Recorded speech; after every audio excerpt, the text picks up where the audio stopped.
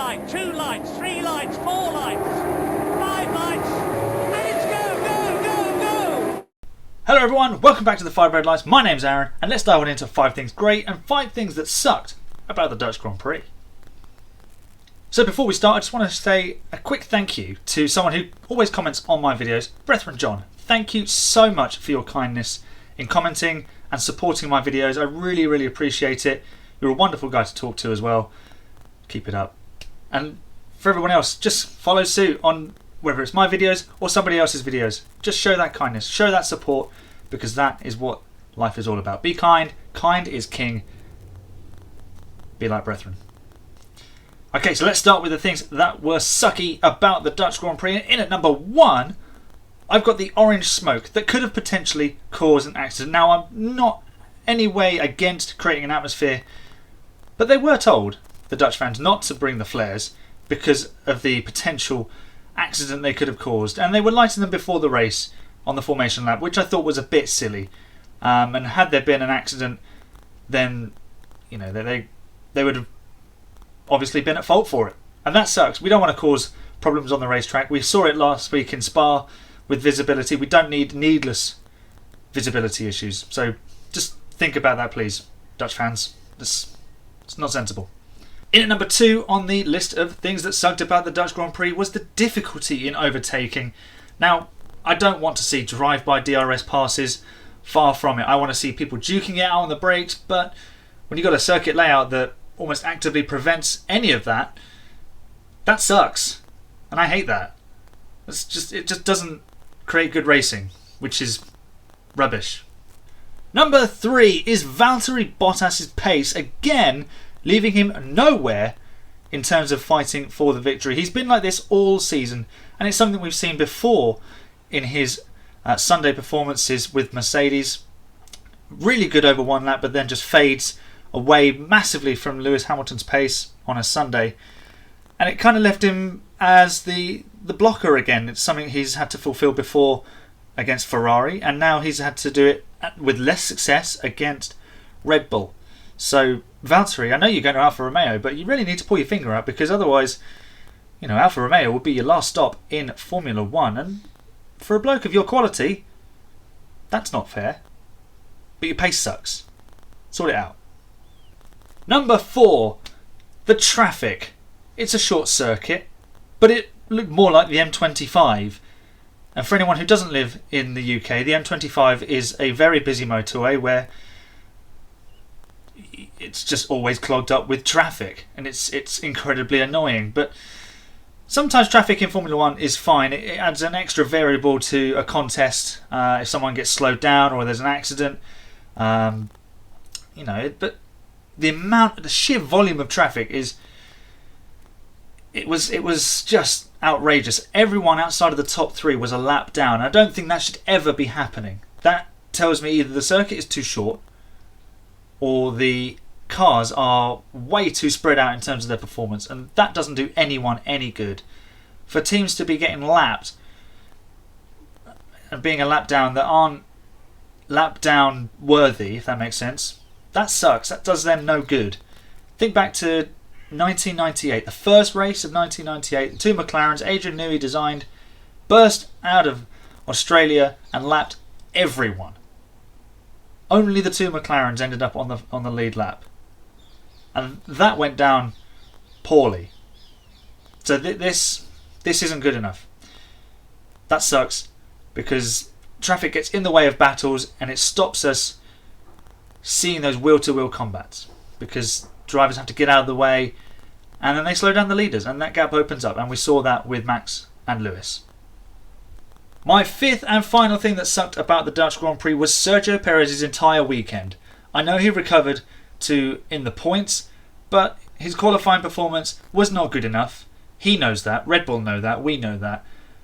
But then he was then forced to start from the pit lane on the hard tyres, which he thought, okay, cool, well done. Smart decision. Run him as long as possible. He looks after those tyres, hope for a late safety car, or at least throw him onto the soft tyres at the end. But no, needlessly locking up and flat spotting his tyre behind Nikita Mazepin, a car he would have overtaken a couple of laps later. And it wasn't like he was going to start steaming through overtaking people on the hard tyres. Once he pitted from the hards after flat spotting them, he had the medium tyres, which gave him a huge advantage in terms of his tyre performance and tyre age. So he was always going to come through and catch everybody and then start overtaking them as their softs ran out. But then to only recover to 8th, I mean, it might as well have been no points because he'd already ruined his weekend before that. He really should have been way further up in the order. He probably have even been on the front row, maybe even in 3rd ahead of Bottas, because Bottas was kind of nowhere. So Sergio's missed out on a podium there because he got his qualifying wrong and then he ballsed up the first stint. Alright, so that's enough of the things that sucked. Let's get on to the things that were great about the Dutch Grand Prix. And in at number 1 is orange everywhere. It was everywhere. I was blind at some points because there was just so much orange. I had to close my eyes. But fanatical support, partisan support, that is absolutely okay. It's a home race for Max Verstappen. Of course they're going to get behind him. The British fans get behind Lewis Hamilton and George Russell and Lando Norris, and you'd expect the Spanish fans to get behind their guys. The Italians, they just get behind Ferrari. Watch out this weekend. It's going to be an incredible atmosphere at Monza, and it's going to be very similar to the atmosphere the Dutch fans cultivated around the Zandvoort circuit. That was fantastic. Second on the things that were great about the Dutch Grand Prix was the circuit is fast, and we like fast. We don't like these slow, twisty circuits where the cars are almost falling over themselves. This is a circuit where the drivers can attack. As I said in my race recap, where I rated the drivers, I'll leave a link up here for you to go and check that out. It is a fast circuit. It's a good circuit for drivers to attack, but it isn't an overtaking circuit, as I've already mentioned, which is a shame. But for a one lap, and qualifying was fantastic.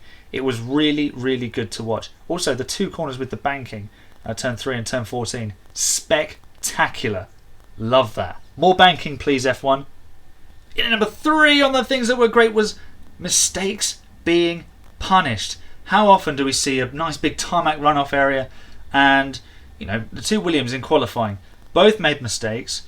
George Russell did get away with it, but he would have not had any sort of repercussion for his spin on a tarmac runoff because he'd have just slowed down, gone back to the pits, changed the tyres, and off he went again. Nicholas Latifi, a much bigger impact, but he put a wheel on the grass, and then there was very little space between the edge of the track and the barrier, and a gravel trap which slowed him down. But of course, a mistake needs to be punished, not in the terms of a massive accident, but just enough to say, right, there's the limit. You've overstepped that, and the drivers appreciate that because they don't want to just get out of jail free. Because where's the challenge? And if you visually look at it, a gravel trap or grass on the outside of the corner makes it look that much more difficult, potentially that much more dangerous in terms of the thrill and the excitement and the challenge that awaits you as a driver. Number 4 of the things that were great about the Dutch Grand Prix was Mercedes driving the strategy with a 2-stop race. They could have just settled in for a 1-stop and just accepted that they were going to be 2nd and 3rd, but they tried to win the race. Now you might say they got the strategy wrong, and they probably did because they didn't win the race, but they still ended up 2nd and 3rd. They recognised that the worst that they could do was 2nd and 3rd, barring any DNFs, but they went bold, they went brave, they went for the win. It didn't work out. It doesn't always work out. You can't get it right all the time. And, you know, Ferrari found out that their strategy department didn't always get it right, and they were made to look a bit silly sometimes by Mercedes. I don't think Red Bull made Mercedes look silly in any respect, but they just did the simple thing and covered off the Mercedes strategy. They didn't leave Max out on a 1-stop and think, okay, we've got the race pace in hand, we'll be fine, because Max would have been toast had Lewis caught him on a 1-stop. So well done to Mercedes for making it an interesting race, because they could have just settled in and all gone for that 1-stop and just seen it out to the end, and that would have been quite dull.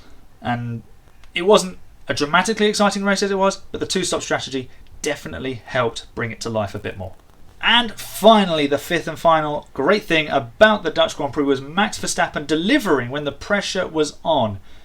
Now, you might see a home race as, you know, almost a big boost to your confidence, but with that comes massive expectation. He's expected to perform, expected even to win the race, And once it was on pole position, the Dutch fans were expecting nothing less than victory. And he delivered. He delivered the perfect race, helped by his team, of course. They got the strategy right. They didn't leave him out on that one stop, as I mentioned. They just covered off Mercedes, had the pace, and won the race. Very simple. So there you go. There are 5 things that sucked about the Dutch Grand Prix and 5 things that were great.